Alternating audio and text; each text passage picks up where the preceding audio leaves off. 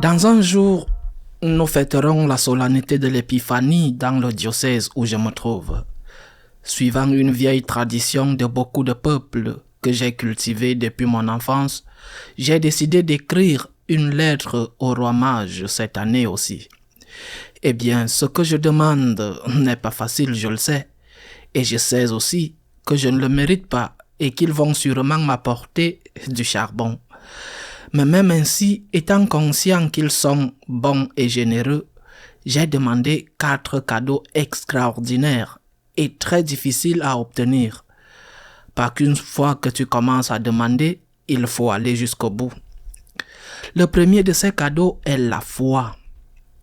J'ai demandé la foi pour moi, pour l'Église, mais la vraie foi.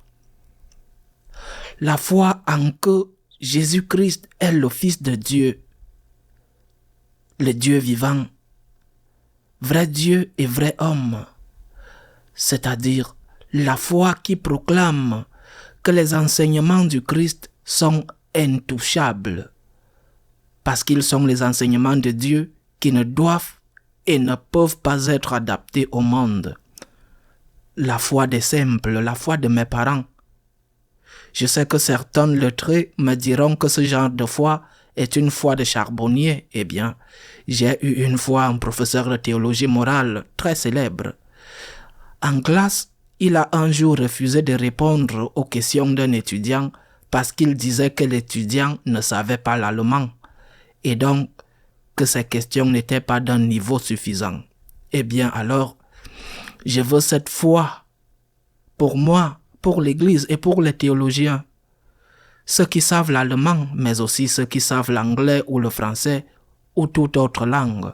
La foi de mes parents. La foi qui croit que ce qui est dans l'Évangile est vraiment arrivé. La foi qui croit que Jésus-Christ est un personnage historique et non un mythe basé sur une petite graine de vérité.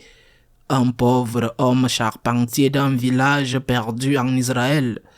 Eh bien, ce pauvre homme, selon certains de ces illustres théologiens, sages qui te regardent de haut, ce pauvre homme, selon eux, a été mythifié, déifié par Paul de Tarse, un charpentier devenu Dieu grâce à l'action du prédicateur des gentils. Je demande au roi mage de me donner la foi pour croire ce qui est dans l'Évangile. Et que ce qui est dans l'Évangile est vraiment quelque chose qui s'est passé. Et que les enseignements de Jésus ne peuvent pas être touchés parce qu'ils sont les enseignements d'un Dieu. D'un homme aussi, mais d'un Dieu. Je demande ce grand don de la foi. Mais j'ai dit que je vais en demander 4. Je demande de m'apporter le don de l'espérance. J'en ai besoin parce que parfois j'ai l'impression de me noyer dans cette houle très forte, dans cette tempête qui semble vouloir faire chavirer le bateau de l'Église dans lequel je me trouve. J'ai besoin d'espérance. J'en ai besoin. J'ai besoin de l'espérance de croire en la miséricorde de Dieu. Une miséricorde qui me pardonne mes péchés. Lorsque je demande pardon dans le repentir et qui me donne la grâce afin que, si je coopère avec la grâce, je ne pêche plus. J'ai besoin de l'espérance de croire que Dieu m'écoute, que Dieu entend mes supplications et qu'il est même capable de faire des miracles. Et j'ai surtout besoin de l'espérance de croire que lorsque la fin de la vie arrive, la fin de ma vie et la fin de la vie de mes proches, rien ne se termine, mais tout commence.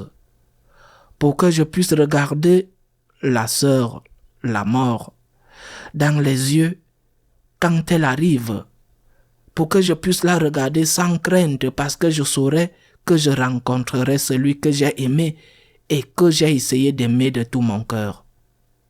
J'ai besoin de cette espérance et je demande au roi mage de me l'apporter. Le 3e cadeau que je demande est la vertu de la charité, mais la bonne charité, pas un substitut de celle-ci.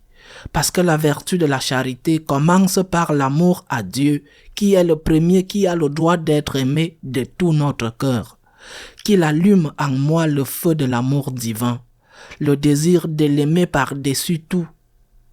Eh bien, je sais que les rois mages peuvent demander cela à l'Esprit Saint.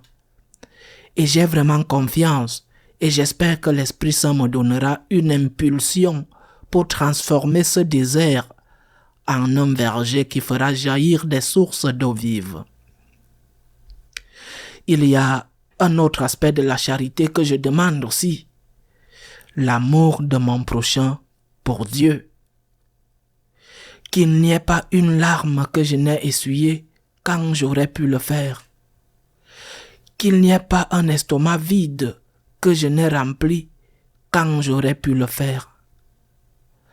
Qu'à la fin j'ai cet amour dont parle Saint Augustin et qu'il demandait dans un de ses précieux vers.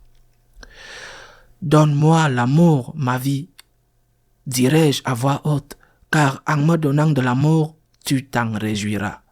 C'est le troisième don, un cœur brûlant d'amour pour Dieu et d'amour pour le prochain qui souffre.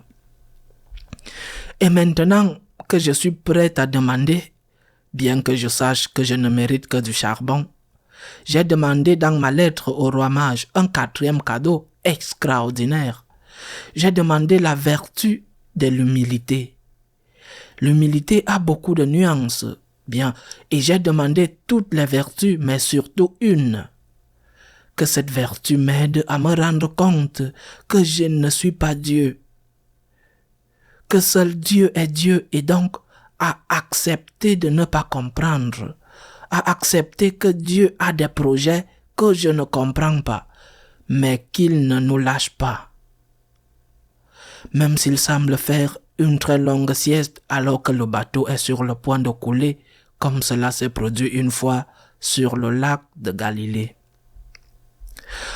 En définitive, j'ai demandé la foi de la Vierge, bien sûr, j'ai demandé l'humilité de la Vierge, l'espérance de la Vierge et l'amour de la Vierge. J'ai demandé l'humilité de celle-là, l'humble par excellence qui a dit à Dieu, non seulement au moment de l'incarnation, mais tout au long de sa vie, j'ai confiance en toi. Je lui ai demandé de m'aider à accepter sa volonté divine. Même si je ne comprends pas, même s'il me semble que la situation est intenable, Seigneur, j'ai confiance en toi. C'est ce que j'ai demandé au roi mage. 4 cadeaux extraordinaires. Je sais que je ne les mérite pas. Mais si l'on n'est pas capable de rêver quand arrive le jour des rois mages, quand allons-nous rêver? Je rêve que les rois mages ne m'apportent pas du charbon, mais qu'ils m'apportent ces cadeaux dont j'ai tant besoin. À la semaine prochaine, si Dieu le veut.